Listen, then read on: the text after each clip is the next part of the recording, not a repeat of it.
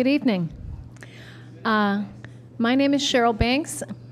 I'm the communications manager here at the Cleveland Heights University Heights Public Library, and I'd like to welcome you this evening to our public forum, Women in Politics, How to Get More Women to Run for Office in Ohio. And tonight's forum is presented in partnership with the League of Women Voters of Greater Cleveland, Cleveland.com and the Plain Dealer, and the Case Western Reserve University Laura and Alvin Siegal Lifelong Learning Program. And tonight's corporate sponsor is First Interstate Limited. Tonight's moderator is Mary Kilpatrick. She's a political reporter for Cleveland.com. She spearheaded a reporting project focused on the wide gender gap in politics, examining the specific challenges that female candidates face. She also covered Hillary Clinton's campaign in Ohio during the 2016 presidential race and is deeply interested in the ways women politicians contribute to the conversation. Previously, she covered schools, government, and crime in the Cleveland suburbs. She's a Tulane University graduate and a Texas native. So welcome, Mary Kilpatrick.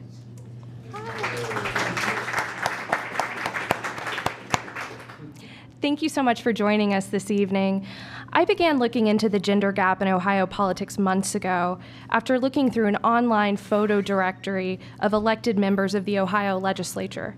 Intuitively, I knew that there were more men in government than women, but looking through that online directory and facing so many male faces and so few female faces was startling for me. So I started looking at the numbers. Today in Ohio, only 23 members of the Ohio House are women out of 99. That's only a little over 20%. There are only 6 women in the Ohio Senate out of 33. In Ohio today, the governor, auditor, secretary of state, and treasurer are all men. Ohio has never directly elected a female governor. There were 4 female candidates running for governor earlier this year. They have all either since dropped out or been eliminated. Women make up half the state's population, but women in politics function largely in the minority. I'm trying to understand why that is, and I'm delighted to dive into that topic with our panelists this evening. State Representative Christina Hagen is a Republican who hails from Stark County, Ohio. At only 29 years old, she is already a seasoned politician, having served as an Ohio lawmaker since she was appointed at age 22. She has since been reelected to that position 3 times. In 2016, Hagen was named a Forbes 30 Under 30.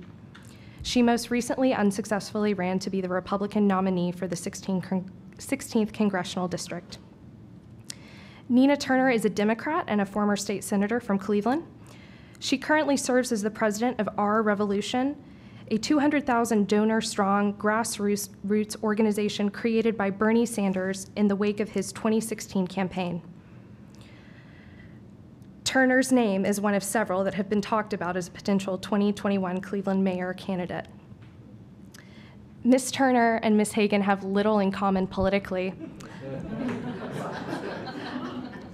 but do share one common experience. Both have lost elections to former Ohio college football stars.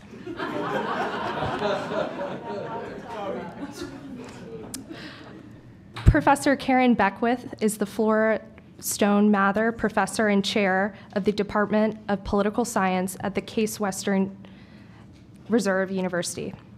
Professor Beckwith's teaching and research focuses on women, gender, and politics.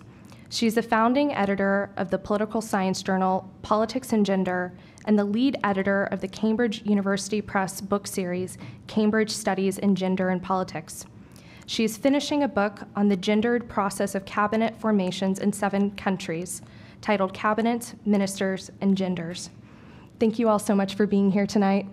I want to jump into the topic with a pretty open and direct question. Why, in 2018, is there still such a large gender gap among those in elected office? Professor, I'll start with you. So why is there a large difference in the number of men and women who serve in public office? The first answer is there's an entire history of law and politics that has structured holding public office to the advantage of men. So we know that there have been laws throughout our history that forbade women to vote. You will know, of course, that Susan B. Anthony cast a vote outside of Rochester, New York, I believe, and was arrested for doing so. Had to pay a fine, I think. I don't remember if she was actually jailed for that. But there's a whole history of law that has precluded women or excluded women specifically from holding office. And I want to emphasize that this ranges across all women. So this is regardless of age. I would say also regardless of race, ethnicity, and immigration status, but at the same time, even when women's suffrage was extended with the 19th Amendment in 1920, it only included a small portion of women in this country in practical terms. So the first thing is, obviously, a whole body of law that excluded women from politics. Secondly, political institutions develop around who holds political positions. And so we can see in many ways the nature of campaigning, the development of parties, how people behave in legislatures, how legislative business is done, and how long it's done during the course of the day, and the supports provided for those who do legislative business. I'm only talking here about legislators, but it's also true for executive positions as well. So if you have an institution that is dominated by a particular kind of person, the institution and those persons will work together so that they have a good fit for them. That fit might not be good for anyone else. So an institution that has been gendered to exclude women is not going to be an institution that's structured to be helpful or inclusive to women, even once they're elected. What we can say now is the kinds of experiential and credential variables, so to speak, that might have excluded women from public office no longer exist as barriers. We know that a majority of women in college these days are female. The majority of students, that the majority of attorneys, the universe of women in college are female, but the majority of students in college are female. We know that this is true for med school now, it's true for law school. We also know that for quite some time now, for a couple of decades, women have constituted more than a fifth of most state legislatures. I will also add now that that proportion has come to a halt. That is, there's not been an increase in the last decade, and that for some state legislatures, the number and percentage of women who are in state legislatures has been declining. So what we can't say is that, well, women are now excluded from public office because they're not sufficiently credentialed or qualified. That's just not true. So there are a whole series of things across time that have kept women from public office, and I would just add at this point, political parties have not been good about nominating women for political office, and I'll have more to say about that later. But I want to say now that I was asked several years ago when my last book came out, Political Women in American Democracy, what women could do to get elected. What did women need to do in order to get elected to office? The problem is not women. The problem is parties. Once women are nominated for office, they have a good chance of winning that office. But we know that women are having a hard time getting through primaries, and it's also particularly hard for women on the Republican side. So these are some of the things that we need to think about if we want to make some changes and have some equitable representation in public office. Ms. Hagen, do you have any thoughts? A few. So as she had mentioned, I don't think it's for lack of merit or ability, or credentials, confidence, education. It is for lack of support from the party structure. And that is largely the case on both sides of the aisle. But as you had mentioned in our scenario, and I will be the first to say that there is a harsh differential between the Democrat Party, the establishment party, and the Republican Party, and how they embrace, mentor, and promote women into public office. And unfortunately, we just saw a very fresh case study, so I will try not to be emotional. I'll blame it on the pregnancy if I am. But in our scenario, we were by far the more qualified, credentialed, with legislative experience, merit legislating, and that didn't seem to matter to the establishment as it existed. They were more interested in other things, maybe the pizzazz of a football player or what that might bring to the electoral process. And so I think we do have unique barriers to entry. And some of that is purely financial. I mean, we can knock so many doors, we can have so many town hall meetings, we can present so many polished, well-rounded ideas, and we can even have a record of winning race after race after race, yet the story that's told about you becomes the story that people believe. And unfortunately, both through the press and through the establishment party, they were able to cast a story in my scenario that I was unelectable and that I wasn't able to connect with people across the aisle. And it unfortunately wasn't based in facts, because we had previously won our last election by 47 points in an extremely marginal district. What my district is, the swing district in the House of Representatives. I've actually saved our caucus an immense amount of money over the 8 years that I've served in the legislature. I've been a cost savings and a value add, and have actually raised and supported other members. Yet that same support structure did not exist for me when I chose to run for higher office. And so I would agree that it's not for lack of confidence, credentials, or merit that women have to offer or bring to the table at this point. It is a process of breaking down the barriers of the status quo, the elitist mentality that exists in both party structures. But as I looked at the congressional race, when I chose to run originally, I was told many times that it wasn't my turn, that I wasn't good enough, and that I just, I wasn't ready. Yet the people that were entering didn't have the same experiences, didn't have the legislative experience, and yet they were suddenly the front runner because they were able to raise more money. So I would just say we have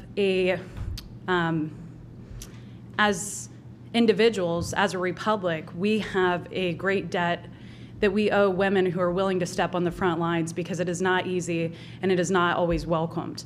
But it's so needed and so necessary. In the House of Representatives, you mentioned 23 women. Only 9 of those are Republican women, and we have a 66-member majority in the House of Representatives.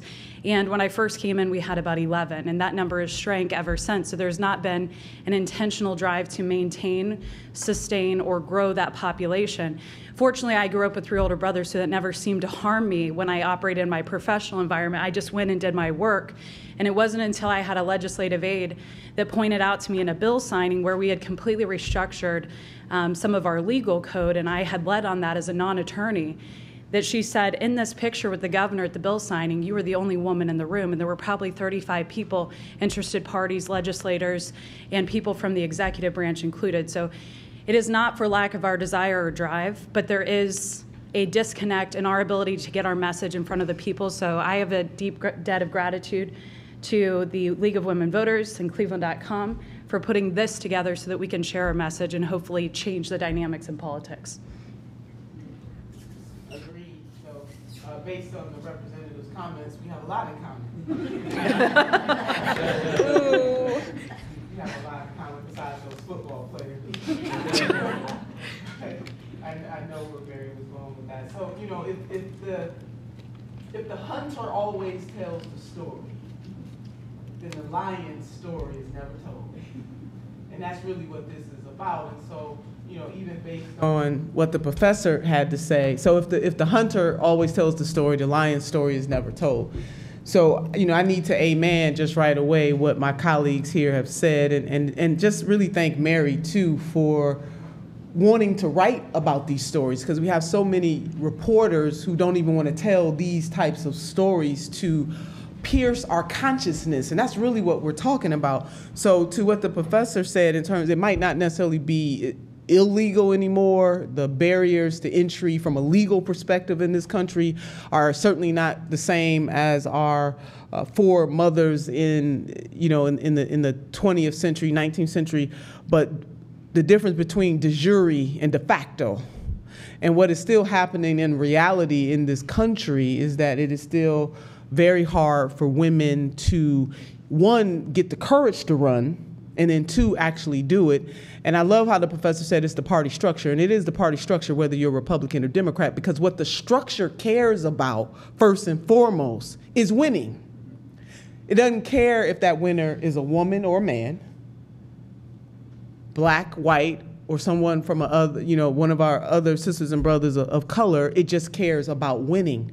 And so until the party structures have a commitment, and I think I heard the representative say intentionality, in ensuring that in spaces of power that we are going to deliberately mirror society, and we are going to give space or create space for communities that have been marginalized, it's not going to happen. So my message is this: we can't depend on the party structures to do this, because they won't. we need you, the people, to do this. And that's why having the League of Women Voters have a forum like this, because without them, we wouldn't have that kind of forum. Unelectable, not my term, not good enough, heard all of that. Heard all of that. And there's an extra layer, if I just, because I'm a chocolate sister up here. The extra layer of chocolate makes it even harder. So not only is it hard being a woman in this business, when you add color to it, the hurdle, the mountain that one must surmount in this environment is even that much harder. And so we have to take all that into consideration. In the United States of America, there has never been an African-American woman elected to serve as governor in the United States of America. I want you to think about that. Wrap your mind around that. In the history of the United States of America, never been a black woman elected. In the state of Ohio, Democrats have never elected an African American statewide. Now, my Republican colleagues have done it. They haven't done it in a long time, so I'm not even, going to give them much credit for that anymore. They haven't been getting But women elected. but I will say, at least they did it. But they haven't done it in a long time. So we have, one more times than, okay. But they haven't done it in a very long time. And so I'm not even sure if that, I'm going to count it because the person that won that, and even Governor Taft had a woman run and made it, and that's a beautiful thing. So they haven't done it in a long time. So I do agree that it is the power, it's the party structure. But for us as a society, we got to figure out, is this what we want? Are we going to make more demands on the political parties that we are affiliated with? Because ultimately they have to answer to the people. And if we say that we're fed up with the way that women are treated or disregarded, then they will have to change to move in that position. But not my turn, not good enough. And then ultimately this is about money and politics too. That the one thing that the citizens of this nation agree upon, that big money, the outsized weight of big money in politics has an impact on how both parties perform as well. And women are out fundraise. Why? Because men have been doing it a lot longer. And so not only do they have entry into the money, they have the connections that a lot of women don't. Women are a lot older most of the times when they run for office because of the stigma behind. I never forget when I was running, when I was knocking on doors for my first office as I served as a Cleveland City Councilwoman, and to have older men say to me, "Can you do this and be a wife and a mother?" Excuse me? Women make the world go round. We multitask. We are the ultimate multitask. We do this for a living on a regular basis, but to have that kind of condescending question asked of me in modern times, I'm not even talking, I'm talking about in the 21st century. It happened to me last week. Can you, so yeah, it's hard. But the numbers that Mary gave, 6 out of 33, there are even less women there than even when I served in the Senate, if you can believe that. And then the 20, out of the 99, it just is a poor reflection on 21st century America. And we all have a collective obligation to care about whether or not women are given just even a fair shot, or even we need to make up for lost time if we want to be real about it, about having the opportunity to serve in elected office, no matter if they want to be a member of the school board, all the way up to the highest office of the land. What is our obligation as an American society in the 21st century to give them an equal opportunity to compete? That's the question. I want to dive into what some of you said about the major political parties and the support or lack of support that female candidates receive from those entities. What do you think could help improve the gender gap in politics? Is it the political parties? Is it the fundraising? Is it the stigma? What can we do to help close this gap? So let me just say again, it's the political parties. So I'll just have to say this, it's political parties. So political science research shows that when women win a primary, so they have to get the nomination first, and this is the big barrier. This is where women get cut out, I am sorry to say. And I also want to say that there is a party disparity. Neither party is great on this issue. And also, let me back up for a minute. You'll have to get me back on track in a minute, Mary. But we need to think about this in global terms. We're, I think, in about, 97th place worldwide in terms of women in our national legislature in the lower chamber. So when we think about how big this country is, how many people are in this country, how well developed this country is, how well educated women are, how is it that we are not right up in the top 10? We're not even close. We are a global embarrassment in this regard. So a lot of this is the parties. Some of it's the electoral system. Single-member plurality districts only give one candidate an opportunity. But that single-member plurality system has elected lots of men, so there's no reason it can't work for women. But parties do not fund women to the same extent. And I'm sorry to say, it is the case that political science research shows that the Republican Party is particularly egregious in not funding women, in not funding their female candidates. So that's one problem right away. There's something else I wanted to say here, Mary, but I'll stop talking because I will talk forever because the data are so good. The other thing that I do want to say is that it is the case for the last, well, since 1992, basically, Democratic women in Congress and the House have outnumbered Republican women by 2 to 1, universally, and sometimes by more than that. And the actual percentage of women in the Republican Party in the House has been going down. It's now below double digits, which is appalling. And I've also done some research just recently, this is what I spent my spare time on today, looking at the relationship between party success in Congress and women's success in the party in Congress, and there's no relationship. So right now, the Republican Party controls the House of Representatives, but it has not brought women with it to that control. And the Democrats are better in terms of numbers, but there's also no relationship between how well that party does and the percentage of women in office either. So I'll put this right back on the parties this very moment. So I'll stop for now. I'm sure I'll have more to say in a moment.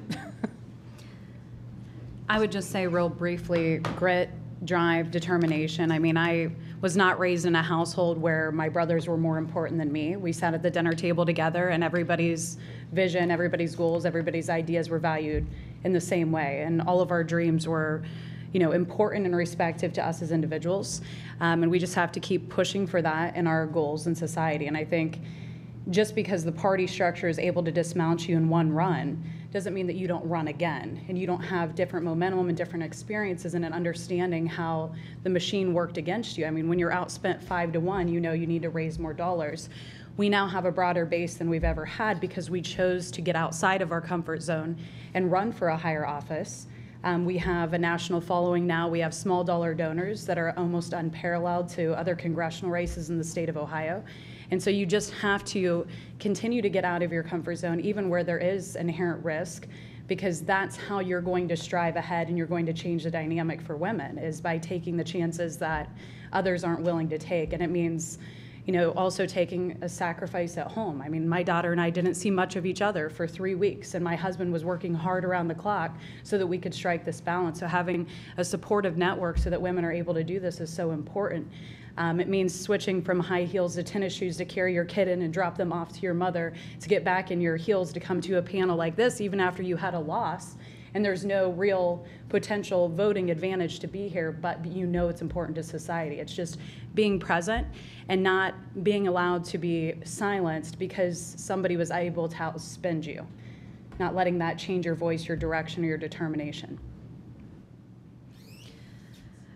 I'm curious for your thoughts.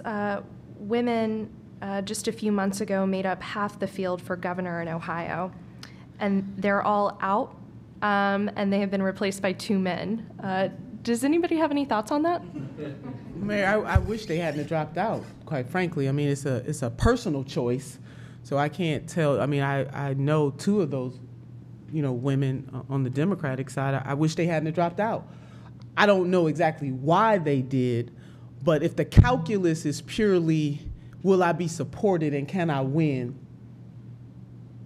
then the pressures that come from a party structure can force you out in those ways. And I'm not saying somebody sat them down and said, get out of the race for the sake of the party, but those kind. I'm sure they did. Representative, don't steal my thunder now. I was going to say, however, it happens. It does happen in the political space where you're asked to step aside. I just want to be very clear. I'm not saying that it happened this year in those cases, But when you look at whether or not those women would have gotten the support that they needed, and again, my original statement that for both parties, the calculus that is most important is not the diversity of the field, it is winning. And so if it's just purely winning at all costs and nothing else matters, looking historically, it's easy to try to push those women out. So I would suspect that they did receive some pressure, even if it was just internal pressure, you know, in terms of their thoughts, to really just get out of the race. I wish they had just ran to the end like the men did. You know, just run to the end and let the chips fall where they may, because the more diversity you have, whether it's diversity that you can see or diversity of experience that sometimes that you cannot see, that diversity makes the democracy, the representative, this republic that we live in, this representative democracy more robust, both on the electoral side and how we motivate people to come out to vote, but also on the side of the people who have the courage actually to say, I'm going to stand up and run against the machine. And so it is quite sad that men have no problem with staying in the race knowing they might lose. But women do. And let me go back to credentials. People don't vote for folks based on credentials. They vote for people based on whether or not they connect with you. This is something we like to tell ourselves, that let me roll out the resume. It's not about the resume. It's about whether or not you connect with people, because people vote from here before they get to here. You got the best resume possible. Now, not to make this about the man in the White House, but let me just say this, sisters.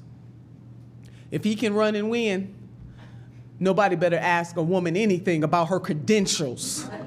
You know, I mean, that's over with.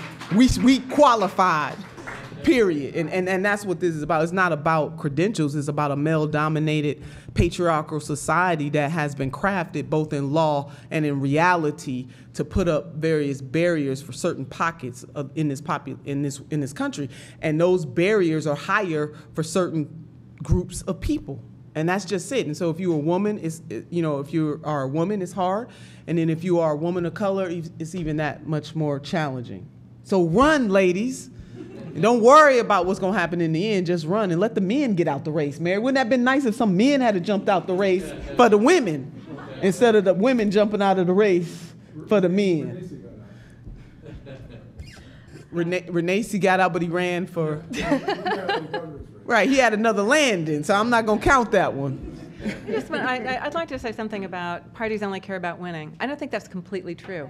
I think they care about men winning. I'm sorry to say it, but I think it's the case. Well, we're saying the same thing. So is it the case? Okay. Because I don't think it's the case that some of the women who were in the race for governor might have lost. I don't think it's the case that Representative Hagen might have lost if she had been the candidate of the party. One of the things that's really... No, but what I meant was their calculus is that the man is going to be the one to win, so rather than to take the chance with the woman... Even in cases where it's clear the woman can win, that's true. Parties often don't support them. So I remember, this is a little sad, I think it was the year 2000, Elizabeth Dole was leading in the polls for the Republican Party nominee for president. And here's where also a helpful spouse is crucial to a woman. Bob Dole said publicly he didn't think that his wife could raise enough money. And that was the end of her. That was literally the end of her. She would have beaten George W. Bush at the point at which she had entered the race, and maybe she wouldn't have ultimately. But I think it's really interesting to see that when there aren't men in the race and women are adequately funded, they win. And this is one of the things that we know across 2 decades now, that well-funded, not extraordinarily funded, but just well-funded, decently funded women, once they get the nomination, they can run, and if they run well, they can win. And it's often the case that there are districts in which the party candidate will win, and it doesn't matter if the person's a man or a woman, except that if they're a woman, they can be there and win. So what's important to me about, I won't tell my party affiliation here, but what's important to me is that we elect more women because it normalizes women's presence in politics. If women continue to be unusual, a minority in politics when we're a majority of the population, this is not going to go well for the next century. So we need to make sure that women not only run for office, and it does take guts because we know what the data look like. It takes guts to run, but for a party, it shouldn't take guts to fund them, and it shouldn't take guts to nominate them. Once nominated, they'll win. So I want to talk a little bit. I want to talk a little bit about the barriers facing women who seek elected office. Women politicians often say that they need a roadmap to run for office because they're not typically connected to traditional power circles. Men are far more likely than women to be asked to run by political actors. Is it more difficult for female politicians to get their start? Yes, absolutely. And women have to be asked. I mean, there's research out there that shows that women have to be asked over and over and over again. I remember when I was running for Secretary of State and, being told, and looking at the science that it's better if a man introduces you at the events that you go, because once he validates you, then the audience will pay, they'll really think you're somebody. So those kinds of things are out there in some of the research that groups have done. So absolutely, the barriers are there, and those barriers deter women from even trying to run. As I said, there's research out there that shows that women are older when they run too. Now, some of that may just be some of that is artificial, because men don't think about whether or not they have a family or not, but the burden of the family is often placed on the woman. And so we find that historically women, when they do finally run for office, they typically are a little older. I think the representative is not the normal in that space, that usually they're older than the men that run. Think if we had a Congress that had a child care center in Congress, the way the Scottish Parliament has a child care center on its premises. Think if we had a legislature where the hours were, the working hours were from 10 until 6, end of discussion, 5 days a week, nothing else. Think if we had a Congress where there was subsidized housing for members of Congress so that you could actually have someplace to live in DC and could get home to your family. So when we think about the structures that encourage people to run for office, and this is what I said way at the beginning, when you have an institution that's dominated by one kind of person, the institution adapts to that kind of person. But if the legislature in the United States had started with only women, that institution would look very different. So am I right in saying that in the last 2 weeks, for the first time in U.S. history, a woman was able to bring her infant daughter, her infant child, onto the floor of the U.S. Senate to cast a vote? And it took a special vote of Congress, which is really interesting. Why would that not just be normal? What happens to bring your child to work day? So again, so these are things that women think about when, I assume, I'm not the candidate that Representative Turner and Representative Hagen are, but that's something that women think about before they run for office. Is this a welcoming institution? I did want to say one other thing. So what would it take to get us to 50-50 in the United States? By my count, if I remember properly, and I don't have all of the offices included, but if we add up all of Congress, every state legislature, unicameral or bicameral, and all governorships, it would take 10,000 women to hold those offices, or 20,000 women to contest those seats. We have, 325 million persons in this country, and more than half of us are female. Can we not round up 20 eligible women when Rwanda and Sweden and Cuba have half of their legislatures being female? Can we not do that? And I think the answer to that is yes, we can do it if parties will nominate women and fund them. Anecdotally, anecdotally, I've spoken to female candidates who say it's difficult to tap into the fundraising networks essential to run for office. Like it or not, campaign cash matters. I'm curious for your thoughts. Is it more difficult to raise money as a female candidate? So I've never had a problem raising money, and I've never really worked hard at it. However, when I chose to run for higher office and my money became about me excelling instead of helping others excel, the faucets were turned off. The beautiful thing was we were able to meet with a lot of people who believed in our vision and get that support, but because of the max out limits on a federal race, you actually have a more stringent requirement on how much you can raise per individual donor than you do in the state legislative process. So it becomes increasingly more difficult the smaller your network is, the higher you go, because you could raise $20,000 per person in an annual year in a legislative position in the state of Ohio. But if you're running for Congress, between a married couple, you can raise $10,800 off of them over a two-year period through the duration of the entire cycle. Half of that money can be accessible in a primary, half of it cannot. So what happens is special interests become key in your ability to succeed, whether they're going to play in outside super PACs or not. Unless you're in an inherently wealthy upbringing and network, and you have, a vast amount of donors and perhaps professional football friends.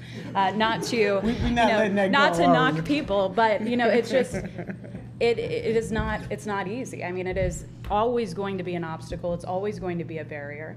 But again, having the message, having the persistence of being available, being present, and growing your small dollar donation base. I mean, something that Bernie Sanders did, and then President Trump did alike, most people don't recognize, is grow a small dollar following that makes you formidable to the establishment party and to the special interests that inherently weigh in these types of races. In the last week of my campaign alone, $330,000 were dumped in, unbeknownst to me, within the last 7 days of the race by the United States Chamber of Commerce, who I had a 100% voting record with in the Ohio House of Representatives. There was also a dark money PAC that spent hundreds of thousands of dollars within the last 2 weeks of the race. And so what you're talking about, that it's not about who can win the race. It's about who they want to win the race and who they want to carry their message and who they want to cast their votes. It has very little with who can win, because we won by 47 points, the race before that by 34 points, and the race before that by 22 points. We're very electable. We connect well with people. We go to a lot of chili cook-offs, and we know about cooking chili. And I've served tables. I know people. I know our community. I know our district. It had very little to do with that. What happened was you have 30 days of early voting in the state of Ohio. And when you're able to spend and market and mail your message, which you said your message is where people connect with you. When you're running in a population of 775,000 people and you can't knock on every single door, it becomes the money and the mailers and the TV and the radio that slays your opposition and sells your flowery message that defeats a person's ability to succeed in this environment. So I agree wholeheartedly that it is the dollars, it is the cash, that is the most substantial burden to overcome. And just to revisit quickly, because we were talking about women with babies in politics, I know that burden because I personally chartered it in the Ohio legislature, and it wasn't men, it was some men, mostly our leadership team, who tried to deter me from having my daughter alongside me in tow. I brought my daughter at 2.5 weeks postpartum to the state legislature, sitting next to a former Supreme Court justice. She never cried one time in 7 months. She was fed and she was dry and she was happy. And we were able to legislate, we were able to carry bills, we were able to deliver sponsor testimony, to run committees as a vice chairwoman of a committee. And there was never a hiccup in my schedule because women just prepare and we multitask and we make do. And we're not different whether our job is from 10 to 6 in the legislature or whether we're in the heating and plumbing business, whether we're in a corporate boardroom. All we do is multitask. It's what women do. It's inherently how we are wired and how we're designed to provide for our families, whether it's through income or the nourishment of our children. We're prepared to do that. We have a tribal instinct.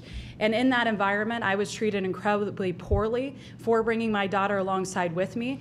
I received harassment from our leadership team, one of which was a woman who was the dean of our caucus, who sat in the room and told me I couldn't have my daughter alongside me.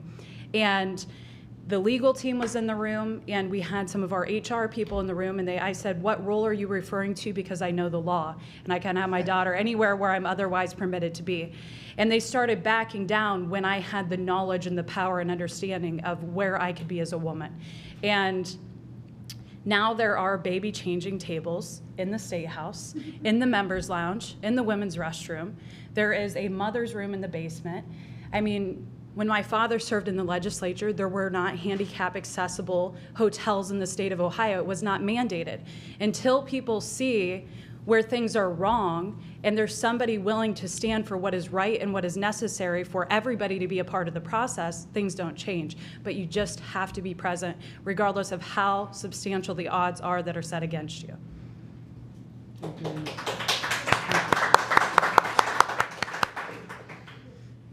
How do you think we can encourage more women to seek elected office?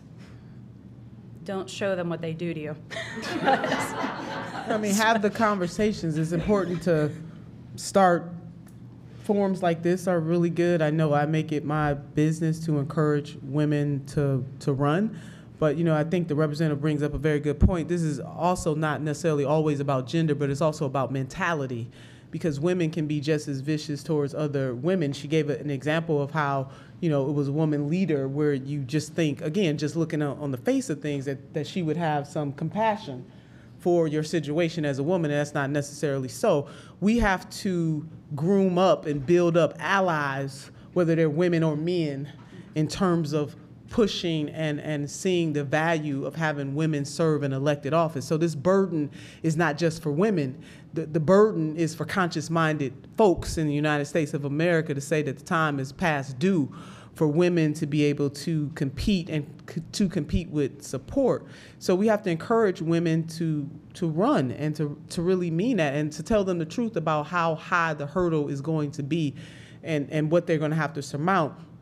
And, you know, for me, running in 2014, which was a very hard year, I mean, I ran for statewide office, so, you know, 88 counties, trying to surmount obstacles in many ways, not just as a woman, but also as an African-American woman. So when we talk about the dollars, when we talk about the hurdles, we do, as a country, have to think about the racialized nature of the systems that have been created that create harder or heavier burdens for people of color. But I was able to, you know, you talk about, I mean, I had small donors before it was cool. I mean, my race was a national race, and I think a lot of it had to do with the fact that I was running for Secretary of State in 2014, and Democrats certainly had an eye towards 2016. That's just smart politics, and so that enabled me to have my race running for Secretary of State in the great state of Ohio to be a national race, and I was able to have over 16,000 small donors. I raised money. My team raised money in every single state in the United States of America, including, and that's in 2014, for somebody who was a state senator, had never ran for national office, and I had to grow a donor base at the same time that I'm surmounting this heavy obstacle. So it can be done. So to hear stories from people like me and Representative Hagen to say, yes, you know what, it's hard as hell. But let me tell you how we did it, how we endured it, and why we're going to do it again. We will not be turned around. But every single state in this country I raised money from, and including Puerto Rico, too. That's a big deal for a first-time candidate running statewide. Yes, I held elected office as a state senator. Yes, I was a city councilwoman in the great city of Cleveland. But it is doable, and I learned so much along the way. And once you build that kind of constituency, the majority of the people who supported me in 14 or supported the representative, they're going to be there when she does it again. And so we have to be honest with women, Mary, about how hard this is, but it is incredibly gratifying too. And you do learn a lot about yourself. You learn a lot about society, and having a supportive spouse is absolutely right. My spouse would never get on there and say, my wife can't raise the money. What my husband says to me is that she is the best in the universe, period. You know, that's the kind of supportive spouse that I have. And so that is important to have that network. And, you know, my son, too, and my husband and son are here, so I got to shout them out. We come from a public service family. My husband is a retired police officer. Our son is currently a police officer right now. We are so proud of him and proud of what our family has done to give back to not only the greater Cleveland area, but to the great state of Ohio. So, Mary, we have to encourage people.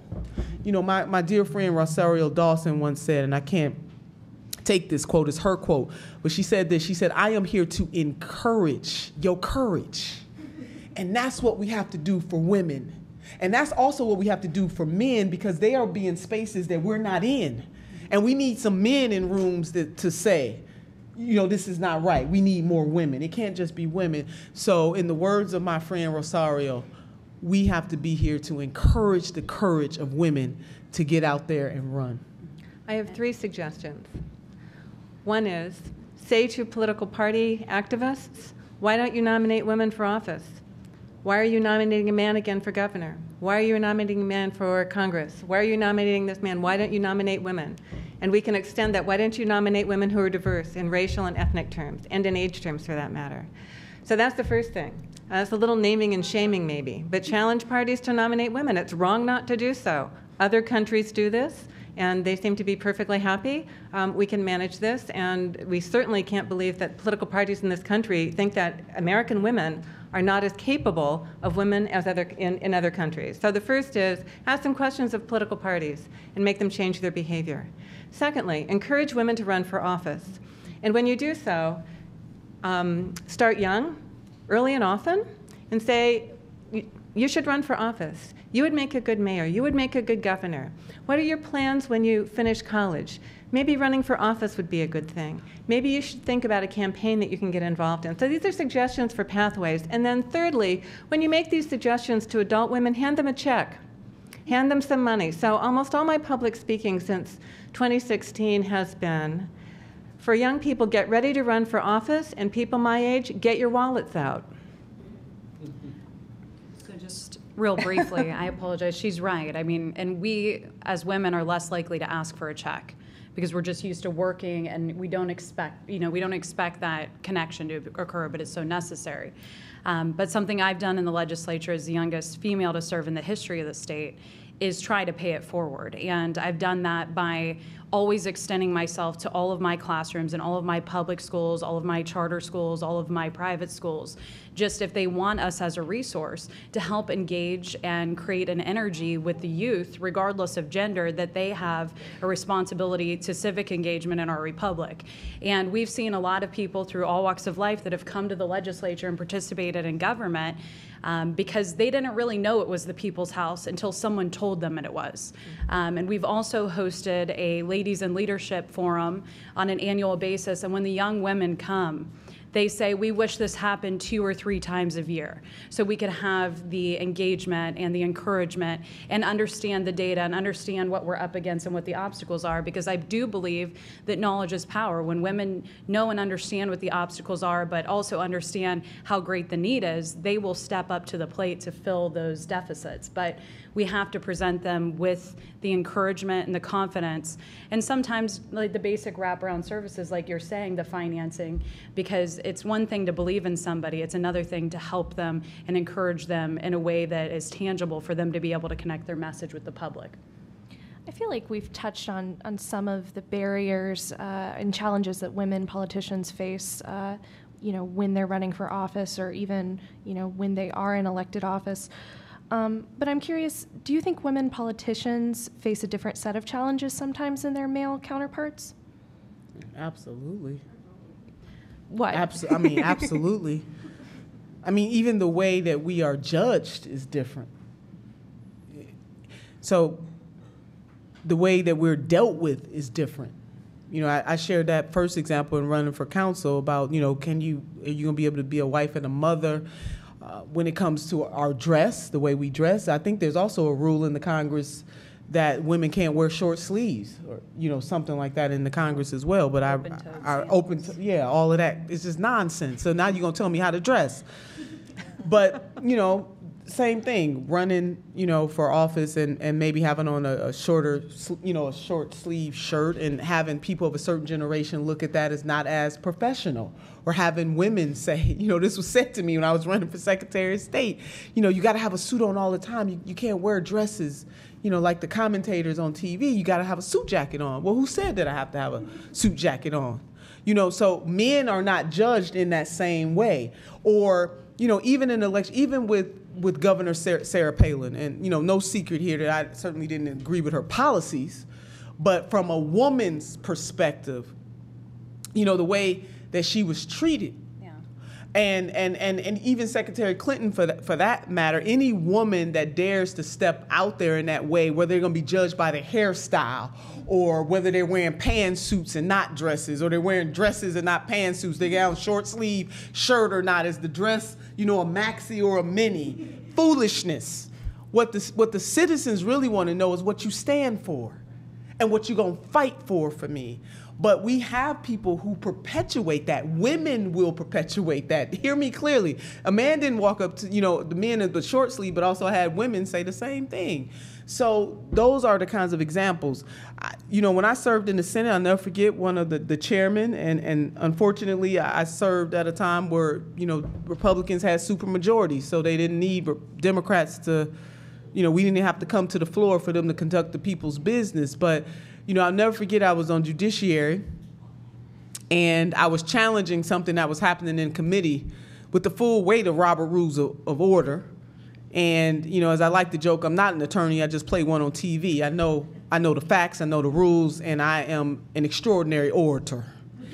And I was getting the best of my chairman, and he really flipped out about it. He didn't like it at all, so he banging on the gavel, shut up, Senator. No, he didn't even say senator. He just said shut up. In the committee, full-fledged in the committee.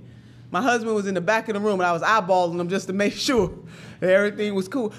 Listen, he did that, and he didn't even have the decency to call me senator while he did that. Now, I do not believe, I don't know whether he did that because I'm a woman or because I'm black. I had a problem with that mentally, to be talked to in that way in a committee where I had the time, it was my time to talk, and to have a chairman to be that so flustered that he would do something like that. So again, I don't know if it was because I was a woman or because I'm black. I don't believe that he would have done that to a man. So yes, we have extraordinary barriers and hurdles to surmount, even when we win the office, even when we have proven ourselves beyond a shadow of a doubt, we still have these beliefs about our leadership and our capability that many times are linked to our gender.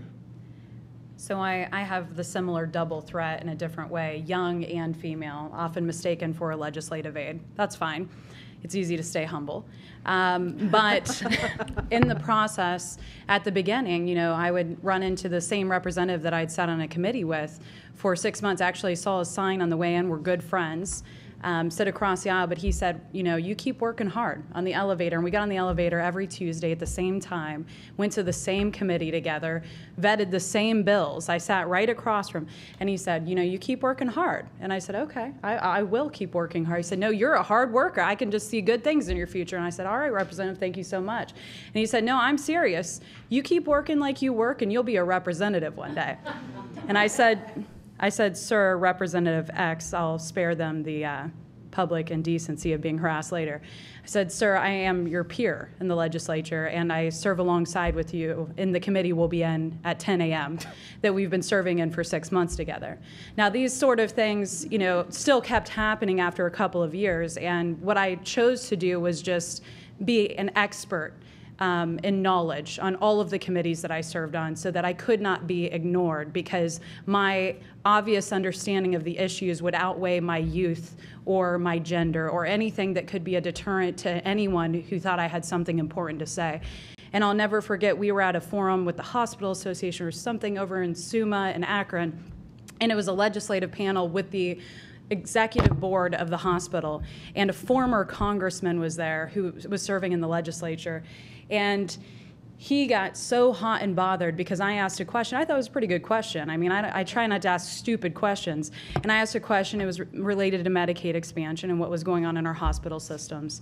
And he flew off the handle. He said, listen, if we're going to let anybody in the room ask a question, then why even have a legislative panel with a board of executives? And the lobbyist that was hosting the event was like, they went pale in the face because they knew I was a legislator and had been for 3 years. And they said, sir, that's your colleague in the other chamber. And he, for the rest of my time serving with him, I've met people with grace. And that's part of this, is being able to forgive people for their misunderstanding of your ability to be just as important as them as a member of their same chamber, because you represent a community just like they do.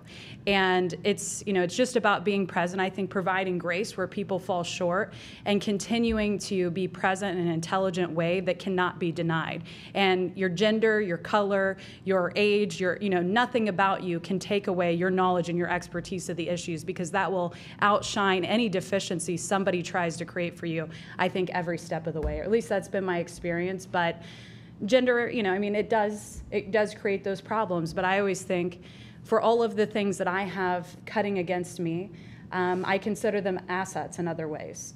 And, you know, I mean, it's not always beneficial to be an old white man anymore. How sick are Republicans of being old white men? Sometimes, I mean, they probably wish they weren't old white men anymore. It's kind of tough on them lately, you know, I mean, it's just, but everybody's got something cutting against them. I think it's just how you meet that obstacle and really address it with grace and try to bring people to where they need to be instead of allowing them to continue to wallow in stupidity. You just ask them to meet you where you are instead of letting them continue to pretend you're something that you're not. I'm going to move to some questions that we received from the audience in a moment, but I do have a couple more questions for you guys. I'm curious, why do you think it's important to have a woman sitting at that table, at that committee hearing, at that meeting, you know, an elected official in government? What do you think women bring to the table? Why is it important to have a woman in the household? Why is it important to have a woman in any other walk of life? I mean, we are a value add, we're an asset, we're half of society. We're mothers, we're sisters, we're daughters, and we have an integral perspective that helps to mesh the unique mosaic of differences that we have as a state and as a nation. There's no question that in the legislature, women bring value, and we have, you know, sometimes a different approach, sometimes a softer approach. In my case, sometimes a more bold and harsh approach. I don't think that my gender necessarily defines me as a certain type of legislator, but it does add value to every room that I walk in, and sometimes I don't even notice that.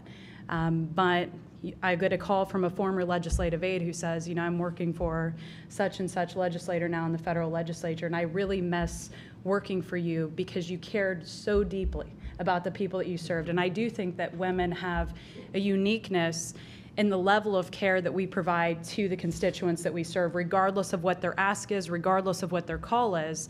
We know how deeply the legislation impacts their personal life and their personal walk. And that's why I think we come to fight. I mean, we come to fight to be able to sustain our families, to sustain our communities and our way of life.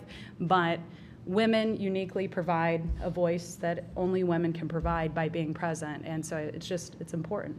I think in every institution where women are a minority, and not justly so, normalizes women's exclusion. So the first thing, it seems to me, that it's important about having women in public office is that it normalizes that experience. It makes it not unusual to have women who are in power, who have votes, who represent constituents. So it seems to me, first of all, that's the first advantage of having women in office. It normalizes our presence in a position of power. I think that's very, very important. And then the second, and this is not just exclusive to women, to have a diverse legislature offers opportunities for justice, because it offers opportunities for a wider range of experience and a wider range of insight that can be very, very helpful in policy terms. And I just know from my own very limited experience in academia, which goes across many decades now, that if I had not been in the room, some injustice would have been done because I saw something that other people didn't see. And I saw it because I'm a feminist, I saw it because I'm a woman, I saw it because I've had an experience over a long period of time. And again, this isn't just specific to women. The range of diversity in a legislature can be really important. Someone will see something that others who didn't have that experience can't see yet. And once they see it, they can understand it, and they can produce better public policy. So those are the two things I think are really crucial. And let me just also say, there's just a justice issue. For goodness sakes, we're half the population. We should be half of the legislature, half of the cabinet, which is now almost common in advanced democracies. We should be present in all of politics to the extent that we're present in the population. And if people say, well, you know, women don't really bring that much difference to the legislature, it doesn't make any difference, men can represent women as well as women can represent women. Well, if it makes no difference if we're in the legislature, then we should be in the legislature. If it makes no difference, if it's a man or a woman, why not have women be half of the legislature or half of political positions? So it's a justice issue, it's a normalization issue, and then it's a good public policy issue. This is why women should be 50-50 in all positions of political power. Well, Mary, I know you're trying to get to the audience questions, so I don't know. I think for the sake of time, maybe all the panelists, we shouldn't answer the same question and we can get to more. Sure. Because I really want to hear what they have to say. But just to add to that is class matters as well. To bring a class perspective, we are unfortunately in an oligarch in this country. And the people who get to win more likely than not are the people who have the highest connections or the most money. And that is not the kind of representative democracy that we should want to be in. So besides the gender question, because we all bring our stories with us, we bring our life experiences with us on the personal side and the professional side that can inform public policy. We also should be concerned as a republic that those who get to win the office are often those people who can buy the office. And that is across political parties. And that should scare all of us. And you know, just to give an example of something that just happened in Chicago in the primary on the Democratic side, it happened, you know, happens on the Republican side as well. But candidates running for governor, one candidate was able to spend $70 million. You hear me? $70 million. In the Chicago primary, just on the Democratic side alone, $70 million. Now, does that mean that the other people competing for those seats weren't worthy? No, what it means is that they could not compete based on the power dynamic that is money. So you're going to hear me say over and over again that as a civilized society, we, the collective in this country, we have got to do something about the outsized, overweight impact that those who have the best connections or have money to self-finance get to flat out buy seats in the United States of America. That is the case across the board. And so even when I ran for Secretary of State, outraised almost 10-1 as a new person running for Secretary of State, because this person was not only football star Mary, was the former Speaker of the House, right? So therefore, he had more connections that I did not that I flat out didn't have. And so to level the playing field, we are going to have to go with public financing in this country and stop letting people, even if we like the candidate, we may like the candidate that got the $70 million to spend, but that doesn't make it right that they can spend $70 million and the other people competing cannot, or that we're outraised, you know, 5-1, 4-1, or 10-1, and then therefore do not have the equal opportunity to compete. Class matters, and all of this money, big money in politics matters too. I'm going to go to a question from the audience. Redistricting has been a huge issue in Ohio this year, and voters recently passed a reform to the way that Ohio's congressional districts are drawn. The audience member is curious, how does redistricting affect women running for office, and perhaps how does redistricting reform affect women running for office? So one way that it would affect it has to do with making it difficult for incumbents to run in a new district. That can cut in a variety of different ways. But the ability to remove an incumbent opens up opportunities for people who haven't been in office. And the people who mostly haven't been in office are women. And so that's one thing that it does. It doesn't necessarily have that impact. It will depend on the way that districts are drawn. But certainly the ability to make it difficult for incumbents to run in the same district where they've been protected, and in some ways rightly so if they've been successful and have been doing a good job. But nonetheless, it opens up opportunities. And so that's a positive thing. You know, there's an experience with that just this last primary in Pennsylvania. Yeah. With the state Supreme Court, they required the districts to be evened out. There's a long story behind that. And before, 0 women running for office? 5. Wow. And there's one district where it's got to be a woman because it's 2 women in the same district. That's because they have fair districts. Thanks for your comment. You know, we've talked a lot about political parties tonight and the challenges that those parties sometimes present to female candidates. An audience member wants to know, what is an effective way to challenge political parties to, I believe, get more women in office? I would suggest that your dollars go directly to the candidates that you believe in. Mm-hmm. Stop trusting in any structure that says they're for you, whether that be, you know, whatever institution it is. I mean, we keep giving money to an organization that says they believe in the same things as us, but then you look at the people that are put into office and you look at the bills that are passed, and they seldom reflect the base of the voters on either side of the party. I mean, that's why we saw the Bernie Sanders and the Trump phenomenon, because everyone was so dissatisfied with establishment politics. But people still give to the establishment party, not knowing the damage that it causes to anybody who's willing to be an individual at all. I mean, I've probably cast a vote against my party over 8 years, maybe 5 times. And I did it quietly, and I minded my own business. Yet that made me public enemy number 1 of the party, because I even had the guts or the endurance to do what I thought was right, regardless of the outcome of the policy and their reasoning for pushing it. So I think you have to support candidates that you believe in. You don't empower an organization or a nonprofit that isn't doing their job. You don't empower somebody who says they're doing a charitable organization but really are feeding the bureaucracy of the institution. You need to go directly to the candidates you believe in, knock doors for them, make calls for them, write small dollar checks to them. If you know somebody you can write a big check to them, make that happen too. I mean, you talked a little bit about finance reform that's needed. I saw dark money come into a race in a way that I never understood. I also see, you know, with early voting, you have 30 days that you have to market yourself to somebody. I mean, there are so many obstacles that exist because of money and that structure that I don't know what the perfect answers are. And I don't know, I don't know what the right amounts are that people can have, because obviously the broader your network, the more people you can get to max out to you.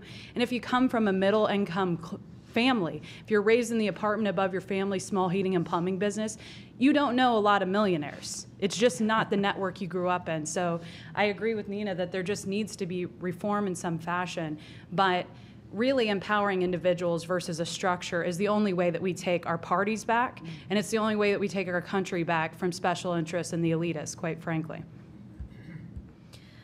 A couple of audience members have asked about Emily's List, which is an organization that promotes pro-abortion candidates who typically tend to be...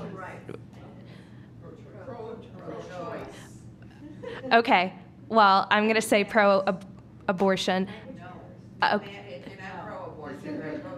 Okay, so anyway, it promotes candidates who are typically Democrats. So they were asking about outside groups who promote female candidates, whether or not that has changed the dynamic in politics.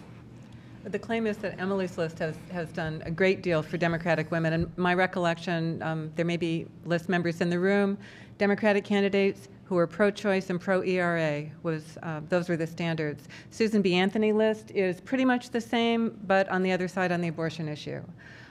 These organizations are really helpful. They organize, they don't raise money to give. They raise money from individuals and bundle them and send them to candidates. There's a list of preferred candidates. So these have been really helpful. I do want to say on the side, I think it was 1984, the Republican Party said that it would fund to the max any woman running for Congress, even if it looked like she was going to lose. That in the context of the Federal Election Campaign Act, that they would, and any woman who was running, they would fund her to the extent that the party was legally able to do so. And that's something that certainly that party needs to go back to, and other parties as well. But in any case, those organizations have been extremely helpful in advancing women, and particularly Emily's List. It has a long history now, and it's been very successful. I was just going to say, what Emily's List stands for is early money is like yeast, okay? Makes the dough rise. Yeah, right, which I think is very clever, and they have had a lot of success, so, yeah. Another audience member asked, how early do you think we should start encouraging girls to run for office? Preschool.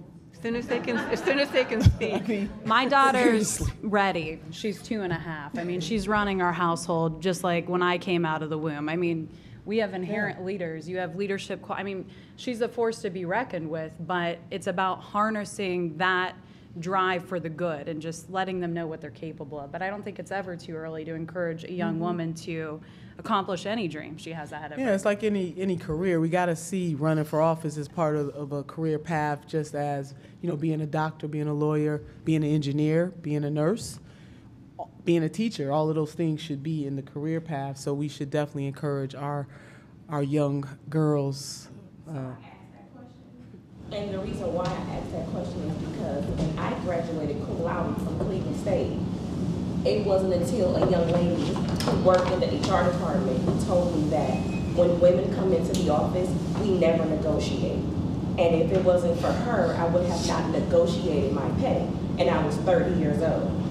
Now, had that been exposed to me at 17 or 16, not just from my home, but from my community, then I would have known that my counterpart, which was a male, would have come in the door with a bachelor's degree with a C average that says, I want $47,000. But I was taught to know, well, if you get $32,000, you can pay the mortgage, the car note, send your kids to a good school, and this, that, and the other. But we're not taught that we are supposed to ask for more, not for what we need. We're not taught to ask for the things that we also desire. So when do we start to encourage that drive, not just the drive for the political standpoint, but as a woman, you also have to challenge yourself to ask for more money or more respect within the workplace. Thank you so much for your comment. You know, I want to end the forum and ask for your advice. What advice would you give to any woman who's looking or thinking about seeking elected office? Well, the first is to say, good for you. Good for you. That's a great thing to do. This is a great country in many ways, and it has a great many ills that need to be fixed, and you're the person to do it. So there's a start. Good for you. You should run for office. And then ask, what office are you thinking about? How do you need to get there? Who do you need to help? What's your plan? Who are you talking to? The sort of positive contribution. I do want to say one little thing I've been doing recently. So I've been giving, not a whole lot of money, but I've been giving money to one specific candidate for statewide office who's a woman. And every time I give, every time I get a pedicure, which my daughter insisted on, I give $50 to this candidate. And every time I do that, I send to my email list, I gave $50 to fill in the blank. You should do that too. And so nice. I have a network, and I think most of them have occasionally $50 they can give. And maybe they do and maybe they don't. But that kind of constant encouragement, and it's not just, oh, you should run for office. It's the more positive, deeper, I'll give you money if you run. I'll help you. I'll work on your campaign. When are you going to start? If you're thinking 5 years down the road, give me a call in 4 years, and I'll be there to help you. So I would just say, don't listen to the no's in your life. I mean, regardless of gender, people are always going to tell you what you can't do, what you're not ready for, simply that you're not good enough. And, you know, whether it was my brothers when I was a kid and there was a 5-year gap between my youngest brother and I, and they said, well, you can't play basketball with us because you're too small. You got to be the cheerleader. I was never a cheerleader. I got right in even if I was getting elbowed in the head or knocked over. And sometimes you just have to have the courage to get knocked over and get back up again and go and fight for what you believe in. So I just always encourage young people, especially women, to not listen to the negative, not listen to the no's, not listen to the people who think they understand what your capacity or ability is.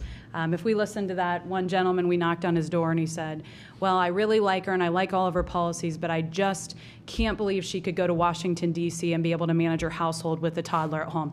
Little did he know I'm pregnant with twins. But if we listened to that man, I wouldn't be changing things for my daughter to be able to participate in the process. I would, sit at home and feel sorry for myself that I was stuck in a nursery barefoot and pregnant. But simply, it's not society we live in. 40% of breadwinners are now women, and the dynamics are changing, and there's nothing wrong with that. We just have to learn how to balance our roles differently and meet the obstacles with grace and overcome them. But when I first ran, I was very young. I was 19, and the party opposed me then, too, and they defeated me at 19, just like they defeated me at 29. But at 19, I remember knocking doors and people saying, well, aren't you too young? And all I thought was, I think there are a lot of people that are too young that go and fight and die for our country, for my right to have a voice in our republic. So it's just important to be reminded of what is given for us to be able to participate in this process, and then encourage people to push through the negative, because there's always going to be the rewarding moment on the other side when you get to serve somebody, when you get to help them, when you get to make the difference that you know that you're able to make. That's what has to power you and fuel you to make a difference. Yeah, be uniquely who you are, and just know that no one can take your place. And we have to remind all of our children that, but especially women. I often say that titles are good. They get your phone calls returned, they get you in the room. Titles are good, but purpose is better. And we need more purpose-driven people in policy areas to know that it's not widgets we're talking about. We're talking about flesh and blood. For every policy that I push, what is the impact on my constituency? And women are, I think, uniquely positioned for that, not exclusively, but uniquely. But just to remind women that they are as good as, if not even better, in the positioning to be able to be someone that is in elected office. And then lastly, the thing that I also say to women is, something that my grandmother, who was born in 1913, she didn't have a formal education. She had mother wit. It's what we call in the African American community mother wit. She couldn't read or write, but she could count her money. I always joke about my grandmother being able to count her money, but I encourage them to take their three bones with them: the wishbone, the jawbone, and the backbone. And the wishbone is for hoping and praying, because hope is absolutely the motivator, but the dream is the driver for us to live our dreams. There is value in the adversary, and we got to see it that way. So your dream will drive you. Number two, that jawbone will give you the courage to speak truth to power, to lift your voice, to know that it does matter, and it should matter that you are in the room, and that we all are uniquely positioned, whether we're man or woman, whether we're black, white, yellow or red, or some color in between, that we are all uniquely positioned, and we all bring our story to the table, and that story is valuable to turning things around. And then lastly, that backbone. Having the courage, no matter what the naysayers say about you, your qualifications, your stature in life, that you are uniquely qualified and positioned, but you got to have a backbone to continue to push that through. So my message to young women is to take my grandmother's three bones, that wishbone, that jawbone, and that backbone, and that fierce women do indeed shake the world.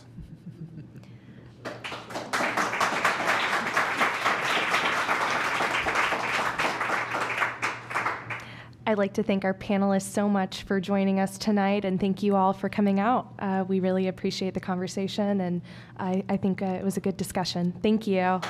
Thanks for the opportunity.